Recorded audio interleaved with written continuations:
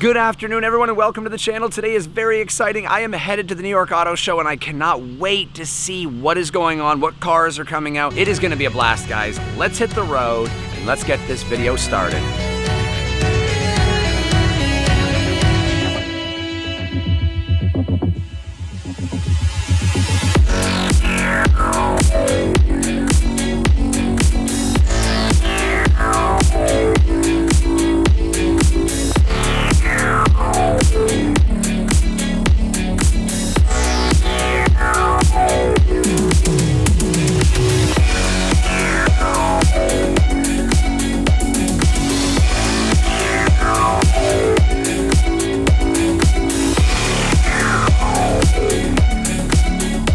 So guys, right behind me, Mullen from America has partnered with a Chinese company called Shanshu. I believe that's how I pronounce it. Shanshu? I don't know. I could be pronouncing it wrong. That's what they told me. 0 to 60 in 4 seconds, 250-mile range, and all carbon fiber body. This is insane. The temperature is controlled by the panoramic moonroof and sensors, which is really cool.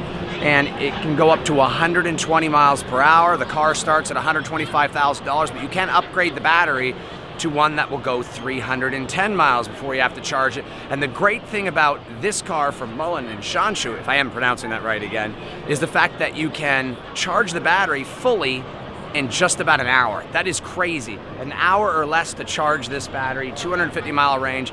It's $125,000 though, and it will be available halfway through 2020. Not bad if you're looking at Teslas and you want to have another option.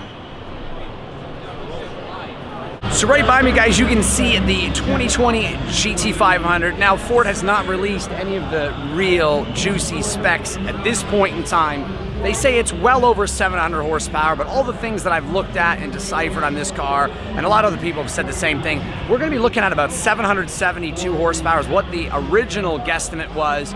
It very well could possibly be 770 or 775, but I really believe we're going to be over 750 because well over 700 isn't 720 or 730. And in order to compete in the market, I feel they're going to have to be much closer to 800. So let's just say over 750, but I'm in the 770 range is what I'm going to say. MSRP on the GT350 is going to be right around $58,000, so I anticipate the GT500 is going to be right around $72,000 to $76,000. I was talking with one of the guys that works at Ford, and he says it's a pretty fair guess to be in the low to mid 70s as a base GT500. Now this is the track package with the carbon fiber wheels, seat delete in the rear, as well as the carbon fiber rear spoiler. So it's very safe to say that this car is probably going to be an $85,000 car, maybe even $90,000, but Ford generally doesn't price their cars out that far on their performance vehicles such as the Mustang GT500. So I'd expect to see the base model at 70 to 75, maybe 78, and the track package, as you can see here, probably going to be around 80 to 85. It's possible it could be as high as 90, but more or less I would say in the low 80s at the highest. But then again, anything could change at any time. Let's take a closer look at the GT500. You can see very large and massive front opening with the snake in the middle. My old GT500 had the snake on the right side. They've changed it up for the 2020 model. Massive cooling in the front. The fact that it's got a cooler over here for the engine and a cooler over here for something else, it's very possible both to be for the engine, but I'm saying there's a good chance one is also going to be for some sort of killer chiller. And I can see inside the grille there's more than one cooler, so it's very likely that we're going to have a cooler for the transmission. As you can see, that is a massive carbon fiber spoiler on the rear. It comes with the track package only. This is going to be the ultimate performance vehicle from Ford, well, next to the GT, which you can't buy unless you're invited anyway. So let's take a closer look at the wheels at this time, but I will tell you it's an auto only, and it's going to come with a 7-speed DCT, which is going to be great. It's going to shift very quick, but we don't have any of those specs at this point in time. In my honest opinion, guys, right now, the Ford GT500 has stole the show without a doubt. It is a gorgeous car, and if I can get to 75,000 subscribers by the end of this year, I will 100% order this car for the channel. I've been wanting one for the longest time, and I'm not going to sell the red. I will keep them both. Now, one thing I want to point out is that the carbon fiber trim in the bumper really isn't carbon fiber. It's more like carbon fiber pattern on the plastic, but it is a really nice diffuser nonetheless. Here is the performance model of the Veloster N, and I'm being told the N is a dual meaning. One of the tracks they tested on was the Nürburgring, which is why they call it the Veloster N. With over 260 horsepower, this car can do 0 to 60 in low 5-second range. High performance 6-speed transmission, limited slip differential in the front. It's a really nice car. You can see the carbon fiber and black trim they have all around. It really is a gem. I had a Veloster before and it was a great car, but this is the ultimate Veloster. And if you think of it, Hyundai has come a long way in the last 15 years with the Tiburon and the Sonata, the Genesis brand itself. Now the Genesis Coupe also came with a turbo 260 plus horsepower engine and 347 horsepower V6, which was discontinued, but you could say the Veloster N really is the replacement for the Tiburon, as the rear-wheel drive Genesis Coupe is more of a Genesis brand and was never meant to replace the Hyundai Tiburon, whereas this really pretty much is the replacement for the Tiburon. So you can see the red eye right behind me in triple nickel looks absolutely insane. I still like F8 green better, but it does look awesome. And there was a delay in ordering this color, which is one of the main reasons why I never ordered it, but I do like the F8 green better. It is really great, guys, to see Dodge bring back the Sublime Green for the Charger Hellcat. I think it looks really sick. It's a color that was gone for a while, and I'm glad to see it back because it looks fantastic. Right behind me, guys, is the brand new 2020 Chevy Silverado 2500 HD with the 6.6 liter Duramax, 445 horsepower now, and 910 pound-feet of torque. It looks a lot better in person than it did in the initial photos I saw earlier this year. I think it really does look great, and I'm now a believer in the design of the Chevy 2500. I really didn't like it originally, but like I said, it looks so much better in person. So behind me is the Kia Telluride. Now that's actually a ski resort, believe it or not, in Colorado, which is really cool. 3.8 liter V6, 290 horsepower, intelligent all-wheel drive for off-roading conditions. This is a really popular SUV. Of course, this is one that's completely aftermarket with wheels, tires, and all kinds of stuff on it. But this is not the production model, but it's a very popular SUV this year. There's a lot of people going crazy about it. So right behind me, guys, is the limited production Lexus LC 500. Only 100 of them are being made in this color and this limited trim under the LC 500. Naturally aspirated 5.0 engine producing 470 horsepower, 0 to 60 in 4.4 seconds. This is everything the Toyota Supra should have been, and this is the reason why the Toyota Supra was given to BMW, is they wanted to focus really hard on the LC 500. And the Toyota Supra goes all the way back to the 70s and 80s and is a heritage car. This is what the Toyota Supra should have been.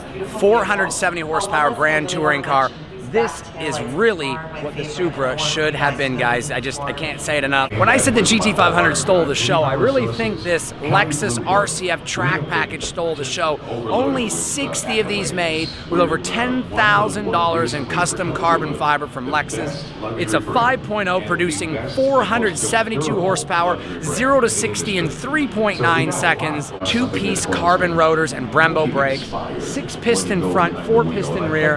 This vehicle is absolutely insane. 8-speed DCT transmission, all red race-inspired, suede Alcantara and leather in the interior and red carpet, just like the Honda Integra Type R that I had.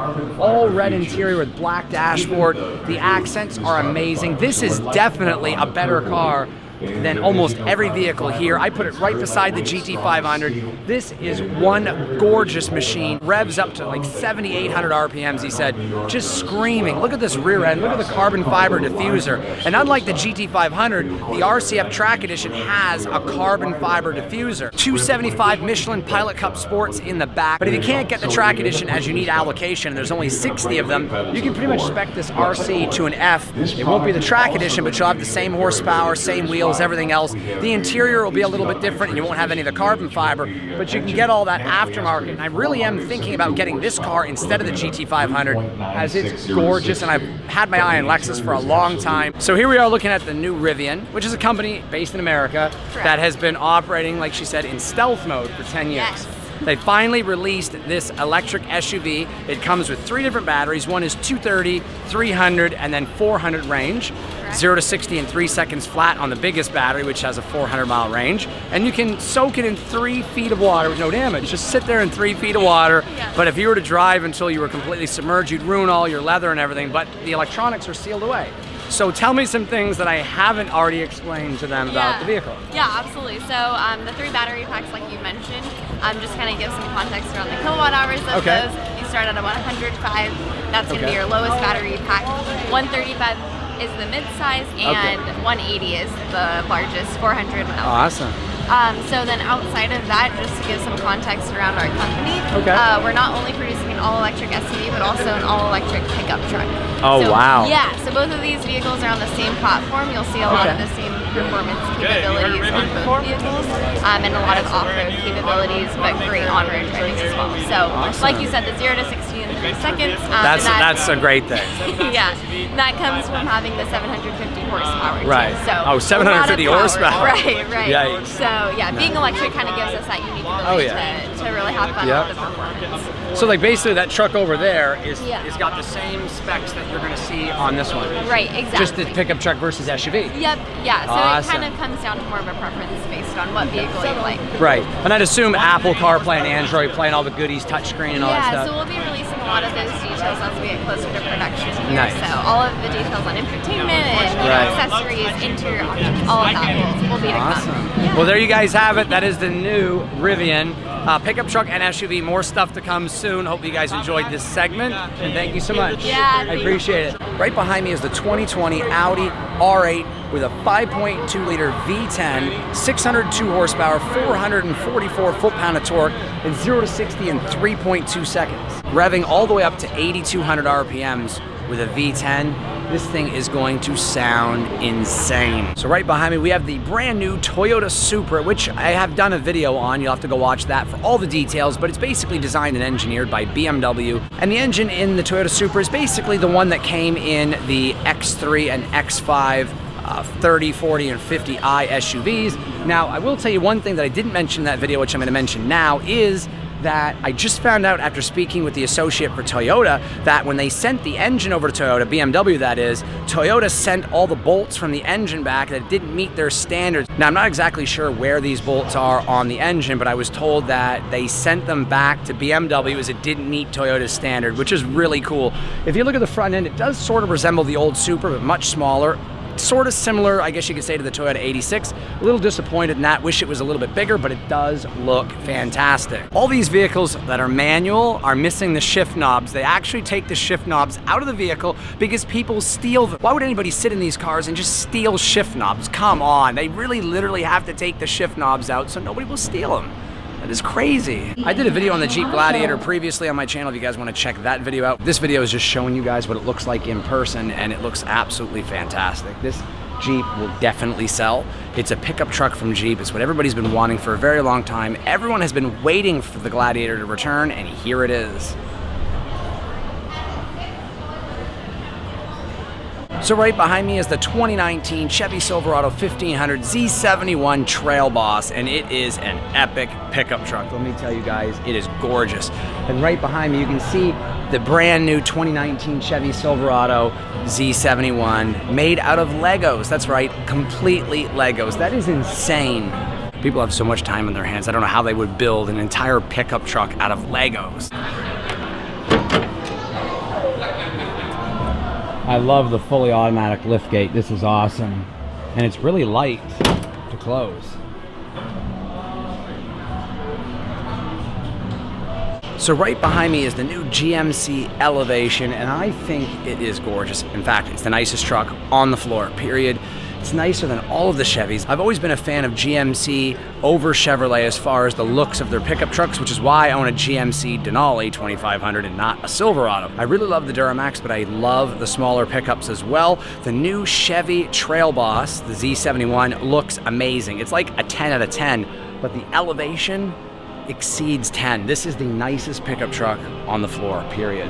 Behind me are the new GMC Denali 2500 HD and 3500 HD. Got the 2500 right here and the 3500 dually over there. Same Duramax motor, 910 pound-feet of torque, 445 horsepower, and they look fantastic. So for anybody out there who likes the new GMC Elevation 1500, which I just showed you, but also wants to have a Duramax or a 2500 HD, this is the pickup truck for you, the AT4. Tailgate just pops down in two different ways.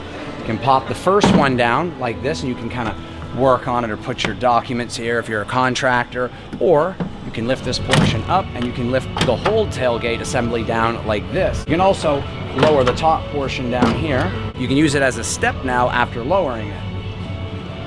Just by pressing this clip right here, it comes down. Now you can step on the tailgate to help you get in to the tailbed. I love how GMC put side markers here in the quarter panels. They're not as square as previous GMs or Chevys, and they're not as flared out. Comes with running boards and AT4 HD on the side. Has the custom GMC amber side marker right here on the quarter panels and fenders. You can see all four corners.